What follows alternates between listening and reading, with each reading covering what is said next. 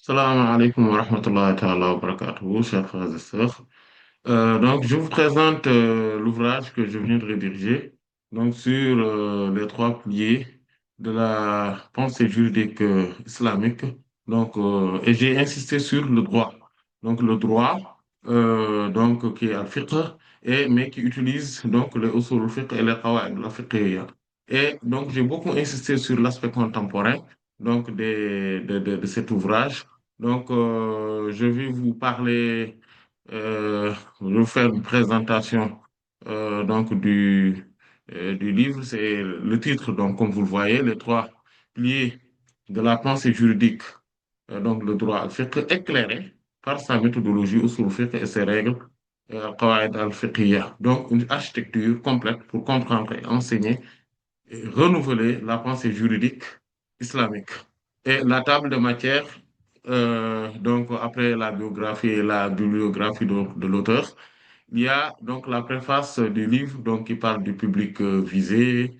C'est une forme d'introduction, de petite introduction générale, la méthodologie adoptée, une mise en garde sur le fait, sur l'usage par exemple des ayats du Coran et des hadiths du prophète sallallahu alayhi wa sallam. C'est pour dire que quand il y a un ayat ou un hadith, je ne vais pas citer tout le ayat ou tout le hadith, mais je vais les référencer quand même assez rapidement, mais aussi je vais juste citer une petite, donc la partie concernée. Et il y a les remerciements, bien entendu. Et donc l'introduction générale qui part donc de la page 42 jusqu'à la page 61, qui parle voilà à peu près donc de toute la méthodologie, de la pensée juridique islamique, du cadre conceptuel et terminologique, de l'aperçu historique. Voilà, et surtout aussi de la pertinence de l'ordre d'apprentissage. Pourquoi on a déjà parlé de usul fiqh, du fiqh, après on va parler de sa méthodologie, des fondements, et après, Inch'Allah, on parlera des qawaid al-fiqhiyya. Donc, et les objectifs de cet ouvrage. Donc, on en a parlé.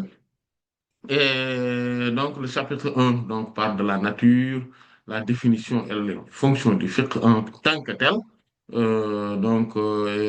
qui part de la page 62 à la page 78.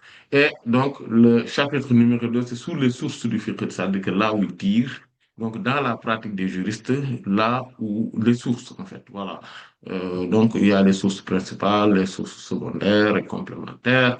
Il y a, voilà, les sources donc textuelles et donc scripturaires et donc les sources raisonnables. Et il y a qui part de la page 79 à la page 95. Et à partir de la page 96, on parle maintenant du rôle des écoles juridiques, donc les mazahib, et la pratique réelle des juristes sur cela. Et ce chapitre-là part de la page. Bon, c'est un chapitre assez court, donc de 4 pages. Et donc, au cinquième page, on rentre maintenant de l'usage contemporain au nouveau des sources du fiqh. Voilà, aujourd'hui, comment on les utilise face aux questions nouvelles, tout simplement. Et les sources, surtout par rapport aux questions relatives au fiqh des priorités, mais aussi des minorités, voilà, et comme nous vivons dans un contexte pluriel. Et le chapitre 5 donc, qui part donc, de la page 112 et qui jusqu'à la page 141, 142. Donc, qui est à peu près relativement un long chapitre qui parle de l'histoire du fiqh en passant par l'époque du prophète sallallahu alayhi wa sallam, comment le fiqh s'était constitué, après l'époque des sahaba radiallahu anhum, après des tabi'in, donc les suivants, les élèves des sahaba radiallahu anhum, comment cela s'est passé jusqu'à la construction ou la mise en place des écoles juridiques. Et aussi, on a également parlé donc des écoles juridiques qui sont disparues. Et c'est très important d'en parler aussi. Après, il y a la méthode la période de maturité et de codification du fiqh. Il y a, on a parlé aussi, donc, le long de l'histoire, le fiqh à l'époque moderne. Donc, par rapport à quand la colonisation est rentrée dans les pays musulmans, comment le fait s'est reconstitué, s'est reconsidéré, et comment ils l'ont codifié maintenant sous d'autres formes. Et donc, le fait contemporain, bon, après, il y a les défis, les recompositions, les perspectives, etc. On a fait une bonne conclusion là-dessus. Et on a parlé aussi des grandes divisions du fiqh, bon, de la page 143 à la page 144, donc de manière très brève. Et aussi, de manière très brève, on a survolé le fiqh des actes d'adoration. Donc, on a juste parlé des arcanes, voilà, de la construction, de la structuration, de son importance. Et au chapitre 8, on a parlé le fait des transactions. Voilà, donc entre les êtres humains, on a parlé beaucoup des différents types de transactions et l'importance de ces transactions. Mais aussi, on l'a vraiment développé. Donc, de la page 157 à la page 180, donc vous voyez. Et on a terminer donc ce chapitre par une comparaison résumée entre les actes d'adoration, donc al-ibadat et les transactions, donc qui sont al-muamalat. On a ensuite abordé donc dans le chapitre 9 le fiqh du statut personnel et de la famille et on l'a vraiment développé et donc de la page 181 jusqu'à la page 202. Et on a parlé après du fiqh pénal. Voilà, on l'a vraiment aussi à peu près développé. Mais voilà. Et donc, et puis le fiqh politique et public. Le fiqh politique et public, c'est-à-dire la gouvernance, comment constituer un gouvernement, comment fonctionne l'administration, la juridiction, etc.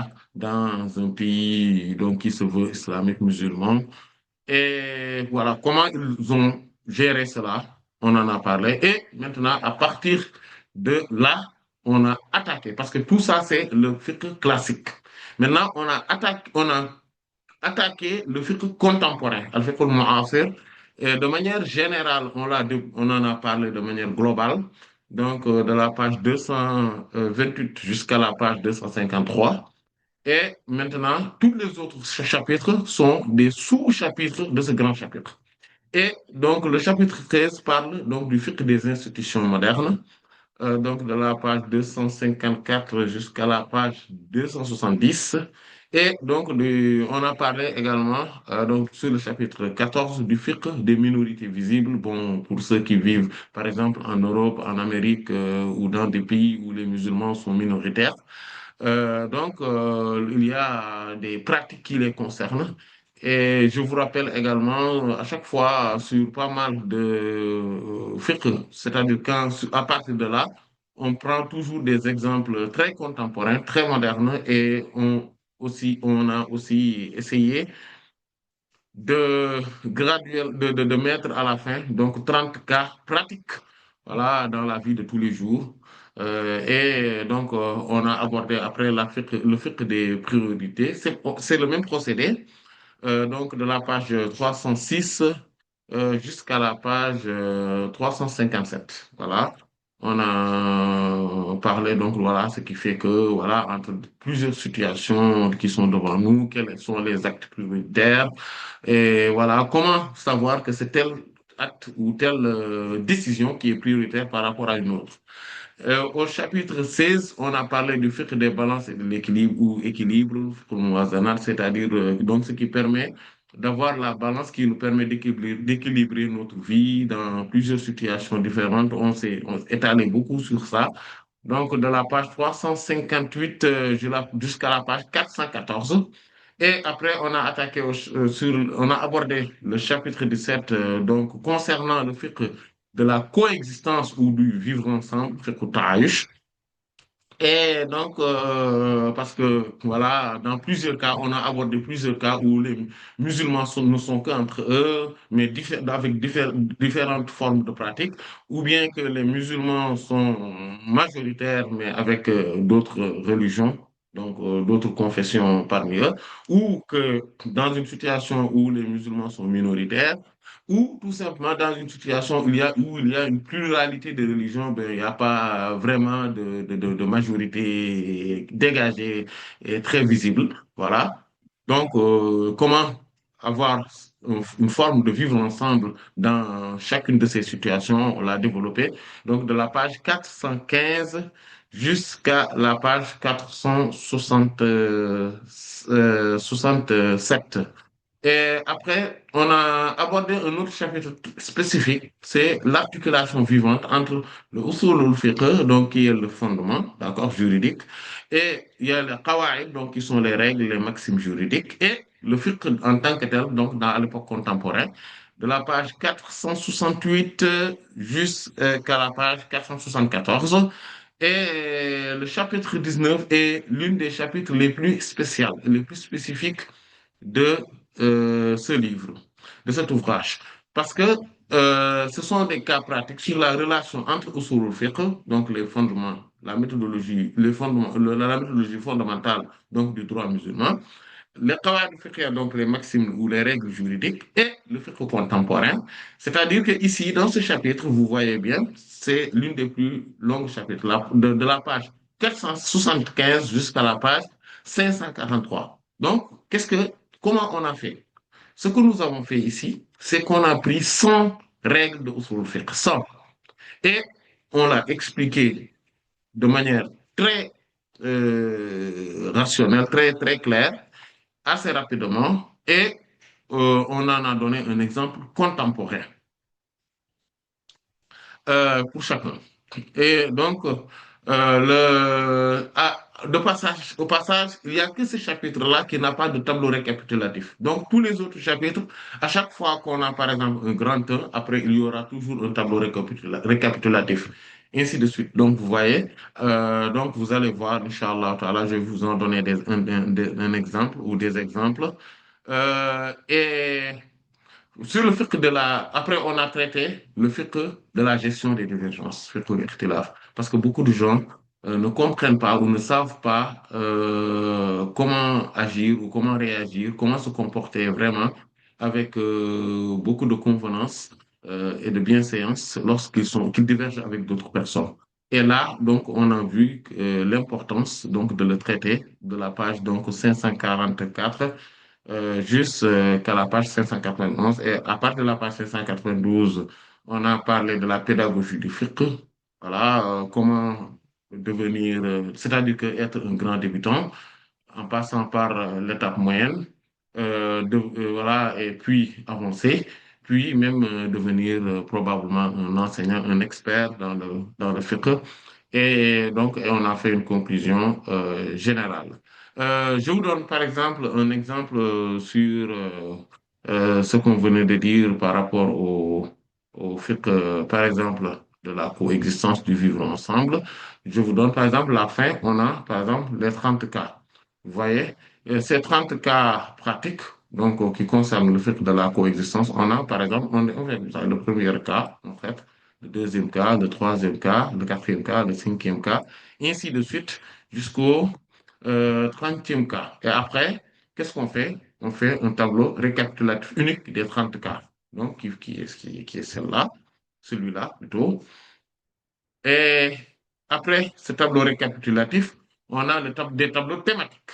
Donc, coexistence civique et politique. Donc, ce sont ces cas qui sont concernés. De ce fait, on va les trouver assez rapidement. Donc, où on a le domaine, voilà, qui parle de quoi. On a le signe. Bon, on en a parlé au tout début, que quand nous, on parle de signe coranique, c'est le verset, voilà, c'est ce qu'on dit, le verset, le ayah, mais nous, on a la préférence de le traduire par signe. Et il y a les qawaid, donc les règles qui ont été interpellées. Vous voyez, les règles de usul ou de fiqh qui ont été utilisées pour savoir comment dénouer voilà, le problème. Par exemple, il y a donc une autre thématique sur la coexistence, donc sur les 30 cas proposés. Il y a la coexistence sociale et culturelle, il y a la coexistence économique, vous voyez, il y a la coexistence éducative, il y a la coexistence religieuse, il y a la coexistence éthique et humanitaire, par exemple. Et après, bon, il y a la conclusion donc, sur ce chapitre pour aller dans un autre. Et c'est comme ça qu'on a traité pour tout le livre. Et donc, On a donc vous voyez la couverture, voilà, qui a été très bien conçue par euh, Itzel, Machallah, que je remercie au passage d'ailleurs, qui m'a beaucoup aidé sur voilà, sur ce livre-là, donc, et la présentation globale. Et vous allez voir, on n'a pas utilisé de termes compliqués. Voilà. On a utilisé vraiment des termes très faciles et très abordables. Pour pouvoir faire ce livre. Voilà. En français très accessible. Vraiment pour ceux qui le liront. Et Inch'Allah, ce sera disponible à partir du 1er avril. Donc, tenez-vous bien, à partir du 1er avril 2026, Inch'Allah Ta'ala, vous pouvez le commander directement sur notre numéro, voilà, il y a sur ce flyer que je vais vous envoyer, Inch'Allah, et qui va permettre d'accéder assez rapidement sur les informations. Et donc, voici le flyer en question. Voilà, qui a parlé directement donc de l'objectif, qui est une exploration claire, structurée et profondément enracinée dans la tradition, qui montre comment le droit, donc le fait que s'appuie sur sa méthodologie, donc sur le fait que ses règles, voilà, al-qaïda al-fiqhiyya, pour répondre aux questions modernes, voilà, du monde moderne. Donc l'ouvrage révèle une architecture complète de la pensée juridique islamique et la manière dont ses fondements éclairent les enjeux contemporains, les nouvelles problématiques et les perspectives. Et donc, à travers une démarche progressive, hein, et donc ce livre ou cet ouvrage met en lumière la cohérence interne du fait de ces règles et domaines, de ces grands domaines, voilà. Donc, la puissance méthodologique de Usul Fiqh, la force synthétique donc des qawā'id al-fiqhiyya, l'évolution historique des écoles, et des approches, l'ouverture du fiqh aux défis actuels comme la bioéthique. On a parlé de beaucoup de sur ces questions-là, de bioéthique, de finance, de technologie, voilà, d'environnement, de minorité, de priorité, de coexistence, de gestion des divergences, etc. Et une pédagogie intégrée pour former des juristes complets, rigoureux et éthiques. Et donc, ce livre donc, propose une vision du fait comme science vivante, d'abord, mais fidèle au texte, donc les textes sacrés, mais attentive au contexte. Voilà, enraciné dans l'héritage, mais tourné vers l'avenir, qui est que le fait, ce livre, bon, c'est un outil pour comprendre, une méthode pour raisonner, mais c'est aussi une boussole pour naviguer dans la pensée juridique islamique donc, du 21e siècle. Et vous allez voir ce numéro de téléphone et qui vous permet voilà, sur WhatsApp de me contacter et de commander à vos commandes. وصلى الله على سيدنا محمد وعلى آله وصحبه أجمعين سبحان ربك رب العزة عما يصفون وسلام على المرسلين والحمد لله رب العالمين السلام عليكم ورحمة الله وبركاته